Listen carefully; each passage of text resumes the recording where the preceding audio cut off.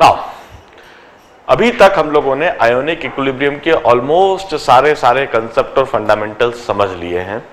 हमने एसिड के बारे में, बेस के बारे में, वाटर के बारे में, सॉल्ट के बारे में, सॉल्ट में हमने सॉल्ट हाइड्रोलिसिस, सॉल्युबिलिटी प्रोडक्ट और बफर सॉल्यूशन, ये सारी चीज समझी है। और as far as 11th standard and that level is concern तो सारी थ्योरी तो आ गई है। बट अभी तक जो मैंने इलस्ट्रेशंस बताए वो काफी इजी थे, एकदम से आपको बड़ी आसानी से समझ में भी आ गए, क्योंकि मैं थ्योरी बताता था और इमीडिएटली उससे रिलेटेड इलस्ट्रेटिव प्रॉब्लम बताता था। मगर जब आप स्टडी पैकेज सॉल्व करोगे, जब आप एग्जामिनेशन में इसके प्रॉब्लम्स को फेस करोगे, तब वो इतने इजी नहीं लगेंगे, इतने आसान नहीं लगेंगे। इनफैक्ट अभी जब मैं ढेर सारे असॉर्टेड प्रॉब्लम्स, अलग अलग थ्योरी, अलग अलग कंसेप्ट पर ढेर सारे प्रॉब्लम्स कराऊंगा और हम ग्रेजुअली अपना लेवल बढ़ाते जाएंगे। ग्रेजुअली लेवल को बढ़ाते हुए IIT JEE और इनफैक्ट ओलंपियाड लेवल तक जाएंगे। मैं जितने भी प्रॉब्लम्स करा रहा हूं, जब ये प्रॉब्लम्स आप देखेंगे, स्वयं करने की कोशिश करेंगे, तो पहली बार तो आपको खिचड़ी सी बनेगी। इतने सारे कंसेप्ट है, इतने सारे फॉर्मूले हैं, कौन सा कंसेप्ट, कौन सा फॉर्मूला किस जगह पर लगाना, एकदम से आपको समझ में नहीं आएगा। ये कीप ऑन प्रैक्टिसिंग। आप तब तक प्रैक्टिस करो जब तक आपको चैप्टर पर अपने आप पर कॉन्फिडेंस नहीं लगने लगे। You need to solve a minimum of 100 numerical problems over various concept, over various fundamentals, तब जाके आपको यह चैप्टर पूरी तरह से क्रिस्टल क्लियर तरीके से समझ में आएगा। लगभग 20-25 प्रॉब्लम, 25-30 प्रॉब्लम तो हम क्लास में ही सॉल्व करेंगे अभी कभी। बड़े ध्यान से प्रॉब्लम्स को देखो, सिचुएशन को देखो और कैसे क्या थॉट प्रोसेस डेवलप करा जा रहा है, कैसे उसको सॉल्व करा जा रहा है, इस बात को समझो। मेरा सबसे पहला प्रॉब्लम, खास बात, अब इन प्रॉब्लम्स में मैं मिक्सचर करने लगूंगा, मिलाने लगूंगा, एसिड बेस को, एसिड सॉल्ट को, बेस सॉल्ट को तरह तरह से मिलाकर फिर मैं सिचुएशंस को समझाऊंगा और कैसे उनको डील करना, कैसे उनको सोचना, कैसे समझना, कैसे अटैक करना सिचुएशन को, यह सारी बात बताऊंगा। मेरा सबसे पहला प्रॉब्लम इसी समय नोट डाउन करो और इसे हम सॉल्व करेंगे। इनफैक्ट इसके मैं 3 पार्ट कराऊंगा, एक ही प्रॉब्लम में 3 पार्ट है। मैं सबसे पहले एसिड और बेस को मिलाना और उनको एनालाइज करना सिखाऊंगा। और सबसे पहले मैं स्ट्रॉन्ग एसिड, स्ट्रॉन्ग बेस, मैं NaOH strong acid, strong base ले लेता हूं और HCl स्ट्रॉन्ग एसिड ले लेता हूं। इन दोनों के मिक्सचर को कैसे देखना, कैसे ट्रीट करना, वहां समझाऊंगा। If we add 20 ml of 0.1 molar NaOH with 80 ml of 0.1 molar HCl. For this solution, what would be the pH value? मैंने 20 ml 0.1 मोलर NaOH सॉल्यूशन लिया और 80 ml 0.1 मोलर HCl सॉल्यूशन लिया। यदि इन दोनों को मैं मिला देता हूं, इन दोनों को मिलाने पर जो रिजल्टिंग सॉल्यूशन बनेगा उसका pH क्या होगा, इस बात को सोचा जाए। इसी प्रॉब्लम का दूसरा part, if we add 50 ml each of 0.1 molar HCl and 0.1 molar NaOH, तब जो रिजल्टिंग सॉल्यूशन बनेगा इसका pH क्या होगा। 50 ml 0.1 मोलर NaOH लिया, 50 ml 0.1 मोलर HCl लिया, इससे जो रिजल्टिंग सॉल्यूशन बनना है वो रिजल्टिंग सॉल्यूशन का pH वैल्यू क्या होगी। And my third part is, if we take 60 ml of 0.1 molar NaOH and 40 ml of 0.1 molar HCl, what would be pH of this resulting solution? Now, here the situation is we have got a strong acid and a strong base. A strong acid and base are being mixed in various ratio. हमने concentration fix कर दिया है, NaOH और HCl का concentration fix है, अलग अलग volume ratio में इनको मिलाया जा रहा है और एक सॉल्यूशन बनाया जा रहा है और सॉल्यूशन का रिजल्टिंग pH वैल्यू पूछी जा रही है। Now, how to visualize this problem? कैसे इस प्रॉब्लम को देखा जाए, कैसे सोचा जाए, कैसे करा जाए, इस बात को बड़े ध्यान से समझेंगे। सबसे पहले एसिड और बेस के बीच में न्यूट्रलाइजेशन रिएक्शन होना अनिवार्य होगी ही, that is spontaneous reaction and that always goes in forward direction. इधर भी जब एसिड और बेस को मिलाया जा रहा है तो इनमें होने वाली न्यूट्रलाइजेशन रिएक्शन को सबसे पहले लिख लिया जाए, NaOH और HCl एक दूसरे के साथ में इस तरह से रिएक्ट करेंगे, सॉल्ट और वाटर देंगे। हम सबसे पहले इस रिएक्शन को लिख लेते हैं। NaOH would combine with HCl to give you NaCl and H2O. This is the reaction that would always occur in all the three situations. अब इस जगह पर हम मोल कंसेप्ट अप्लाई करेंगे और मोल कंसेप्ट अप्लाई करके सबसे पहले यह लिखेंगे कि हमारे पास कितने मोल्स हैं और रिएक्शन के बाद कितने मोल्स बचे रह जाएंगे, और फिर रिएक्शन के बाद सिचुएशन को देखेंगे और फिर सोचेंगे कि इधर कौन सा कंसेप्ट लगाया जाना चाहिए। We always know that molarity into volume in ml is number of millimoles. Basic chemistry के कंसेप्ट में हमने यह चीज ऑलरेडी डिस्कस कर रखी है। Molarity into volume in ML is number of millimoles. इधर हमारे पास मोलारिटी है और सबके वॉल्यूम इन एमएल है। हम अब नंबर ऑफ मिलीमोल्स लिखने की कोशिश करेंगे सबके रिएक्शन के पहले। मैं सबसे पहला पार्ट समझाऊंगा।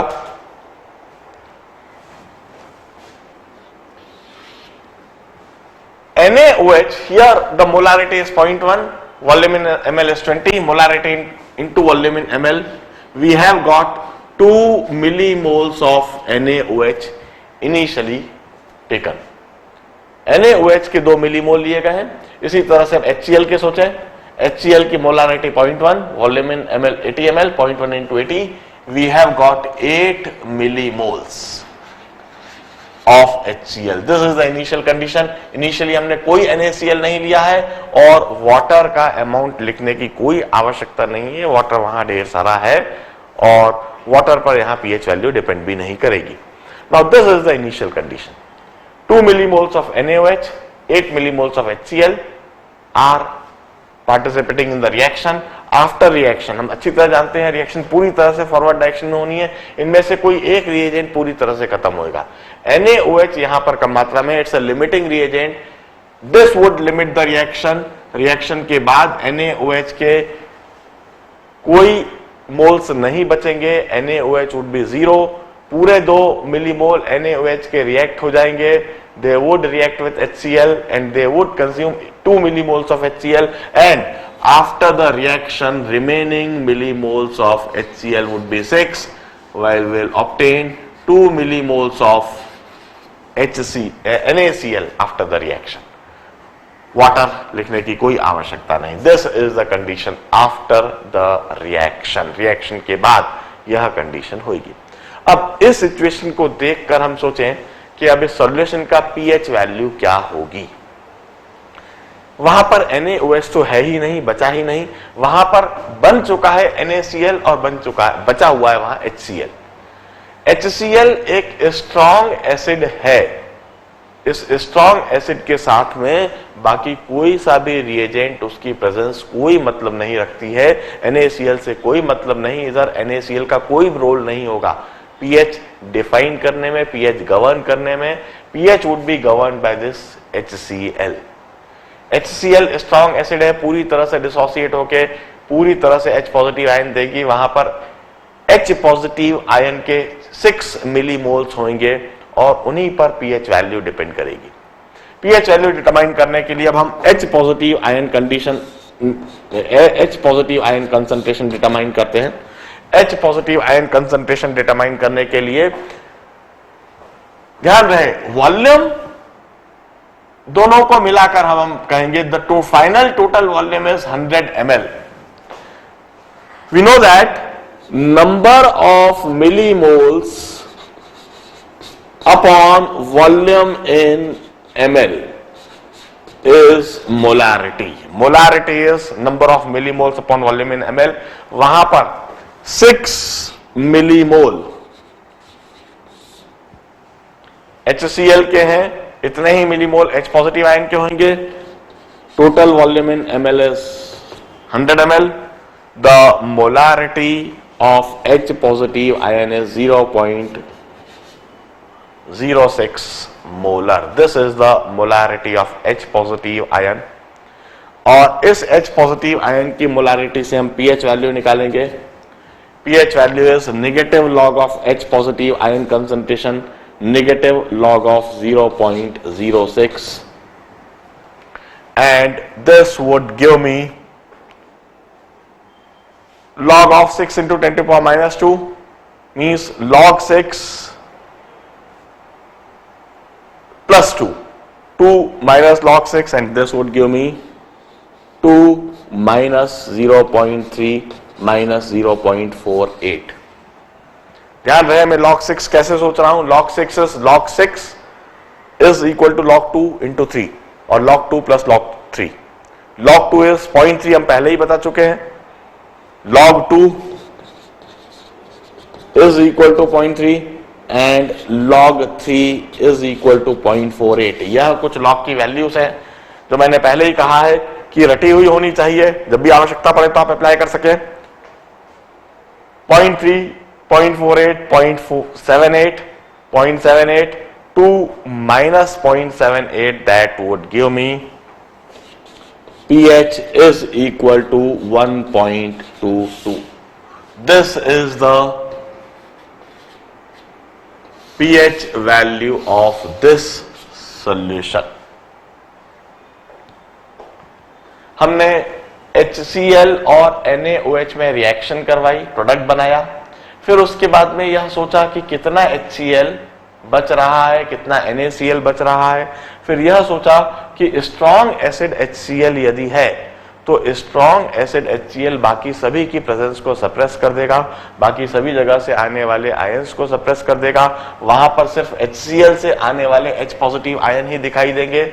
और HCl का कंसंट्रेशन है 6 millimole upon 100 volume in ml. तो जो HCl का कंसंट्रेशन वही H पॉजिटिव आयन का कंसंट्रेशन. इस तरह से हमने H positive ion concentration in the solution निकाल लिया. This is the H positive ion concentration in the solution. और इस H पॉजिटिव आयन कंसंट्रेशन से हमने pH वैल्यू निकाली, हमने pH डेफिनेशन अप्लाई करी. pH value is negative log of H positive ion concentration. और फिर हमने लॉग के ऑपरेशंस इस्तेमाल कर लिए. This is 6 into 10 to the power minus 2. So this becomes log 6 plus log of 10 to the power minus 2. So that becomes 2 minus log 6, and 2 minus log 6 is 2 minus log 2 minus log 3, and this is the value. This is the second part of the problem. Now let's move on to the second part. This first part of the problem. Let's move on to the second part. दूसरे part में क्या करा गया है जरा देखिए. 50 ml 0.1 molar NaOH, 50 ml 0.1 molar HCl. दोनों के 50 ml लिए हैं और दोनों 0.1 मोलर है. हम नंबर ऑफ मिलीमोल्स लिखते हैं, इसी के नीचे लिखूंगा मैं सेकेंड पार्ट. मैं कलर चेंज कर दे रहा हूं. नंबर ऑफ मिलीमोल्स NaOH के हैं 5 millimoles. 5 millimoles of NaOH and 5 millimoles of HCl. This is the initial condition. Molarity 0.1, volume in ml 50, 0.1 into 50, that is 5. 5 millimoles of NaOH, 5 millimoles of HCl, and this is the initial condition. दोनों के बीच में neutralisation reaction होना है. NaOH और HCl बराबरी से हैं, दोनों पूरी तरह से रिएक्ट कर लेंगे, पूरी तरह से कंज्यूम हो जाएंगे और वहां पर 5 मिलीमोल्स NaCl के बन जाएंगे. न्यूट्रलाइजेशन रिएक्शन पूरी तरह से कंप्लीट हुई. HCl और NaOH पूरे कंज्यूम हो गए और वहां पर पूरी तरह से सॉल्ट बन गया. अब जरा सोचिए इस सिचुएशन में अब pH वैल्यू कैसे सोची जाए. वहां ना तो कोई एसिड है और ना ही कोई बेस है, वहां पर सिर्फ सॉल्ट है. It's the same as if you had added 5 millimoles of NaCl into 100 ml of water। ये सिचुएशन बिल्कुल वैसी की वैसी है जैसे कि 100 ml सॉल्यूशन में 100 ml वाटर में आपने 5 millimoles NaCl डाल दिए हैं। NaCl which is a salt of strong acid and strong base, it's a neutral salt।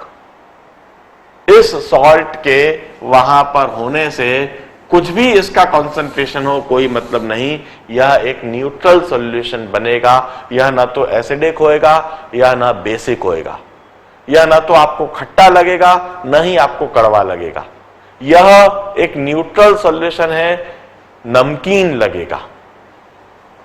NaCl आपने पानी में डाल दिया, NaCl का कॉन्सेंट्रेशन लिखा जा सकता है। The concentration of NaCl would be 5 millimole upon 100 ml, that would be some 0.05 molar. That would be the molarity of NaCl, and with that molarity of NaCl, the pH value of the solution would come out to be 7. Now, let's solve this third situation. हम तीसरी situation को देखें, इसको solve करने की कोशिश करें। इस केस में NaOH के 60 ml लिए गए हैं, HCl के 40 ml लिए गए हैं। वंस अगेन हम NaOH के मिलीमोल्स और HCl के मिलीमोल्स लिखेंगे। NaOH के मिलीमोल्स हैं 0.1 into 60, that is 6 millimoles of NaOH, 0.1 into 40, 4 millimoles of NaOH। NaCl initially 0 है, वाटर लिखने की कोई आवश्यकता नहीं। NaOH और HCl के बीच में रिएक्शन होना है और इस रिएक्शन में कोई एक रिएजेंट पूरी तरह से कंज्यूम हो जाएगा, पूरी तरह से कंज्यूम होकर खत्म हो जाएगा। इस बार कौन कंज्यूम होएगा? HCl। HCl is limiting reagent, HCl कम मात्रा में है, NaOH वहां पर एक्सेस में है। The reaction would be limited by this HCl। वहां पर 4 मिलीमोल HCl पूरी तरह से रिएक्ट कर लेंगे और खत्म हो जाएंगे। वो 4 मिलीमोल NaOH को कंज्यूम कर लेंगे और वहां पर 2 मिलीमोल्स NaOH बचे रह जाएंगे और 4 मिलीमोल NaCl वहां पर बन जाएंगे। This would be the condition, this would be the situation after the reaction. Reaction के बाद यह जो सिचुएशन बनी है, अब इससे हम सोचें कि हम pH वैल्यू कैसे डिटरमाइन करेंगे। वहां पर स्ट्रॉन्ग बेस NaOH बचा रह गया है। स्ट्रॉन्ग बेस NaOH पूरी तरह से डिसोसिएट होके पूरी तरह से हाइड्रोक्सिल आयन देगा और यह हाइड्रोक्सिल आयन बाकी सभी इलेक्ट्रोलाइट की प्रेजेंस को दबा देंगे, सप्रेस कर देंगे। अब बाकी किसी इलेक्ट्रोलाइट को देखने की भी आवश्यकता नहीं है। जहां स्ट्रॉन्ग एसिड हो, जहां स्ट्रॉन्ग बेस हो, वहां पर pH गवर्न पूरी तरह से यह स्ट्रॉन्ग एसिड और स्ट्रॉन्ग बेस ही करते हैं। वहां पर आपको NaCl दिख जरूर रहा है जरूर, मगर वह NaCl pH डिसाइड करने में कोई रोल अदा नहीं करेगा। वहां पर हम NaOH का कॉन्सेंट्रेशन सबसे पहले लिखेंगे। NaOH का कॉन्सेंट्रेशन लिखने के लिए once again number of millimoles upon volume in ml, number of millimoles है 2 मिलीमोल्स और total volume in ml is once again 100 ml। So the molarity of NaOH is 0.02। This is the molarity of NaOH और यह NaOH पूरी तरह से dissociate होकर इतना ही hydroxyl ion की मोलारिटी बना देगा। This is the molarity of hydroxyl ion. This is the concentration of hydroxyl ion. With this concentration of hydroxyl ion, one can always determine the pOH value, and with that pOH value, one can determine the pH value. The pOH definition is minus log of hydroxyl ion concentration. This is the pOH definition, minus log of 0.02. This is the pOH of the solution. In order to solve this, minus log of 2 into 10 to the power minus 2, that is 2 minus log 2, that is 2 minus 0.3. Hence the pOH of this solution is 1.7. This is the pOH value and hence the pH value is 12.3. This is the pH value. 14 minus pOH, 14 minus 1.7, that is 12.3. The pH value of this solution is 12.3. इधर acid ज्यादा होने की वजह से यह solution acidic दिख रहा है, pH 1 से 2 के बीच में दिख रहा है, अच्छा खासा एसिडिक सॉल्यूशन है। यह सॉल्यूशन आपको टेस्ट करने पर खट्टा लगेगा, जबकि इधर एसिड और बेस पूरी तरह से रिएक्ट कर लिए, न एसिड बचा न बेस बचा, सिर्फ सॉल्ट बन रहा है, salt of strong acid strong base NaCl। इस सॉल्यूशन का pH 7 आया, यह एक न्यूट्रल सॉल्यूशन है।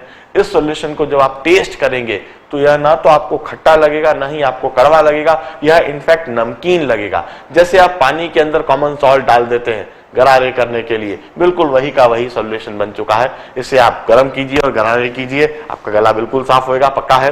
और तीसरे केस में सॉल्ट के साथ में बेस बच रहा है, इधर बेस ज्यादा था और एसिड कम था। एसिड और बेस को मिलाने पर जो रिएक्शन हुई उससे बेस बचा रह गया।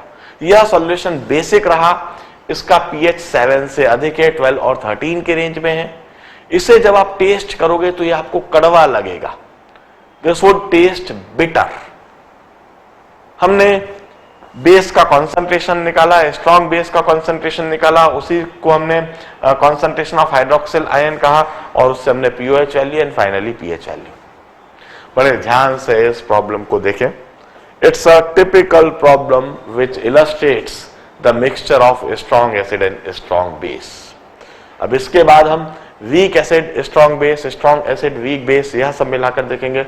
अगले प्रॉब्लम की तैयारी करते हैं, पहले इसे नोट डाउन कीजिए।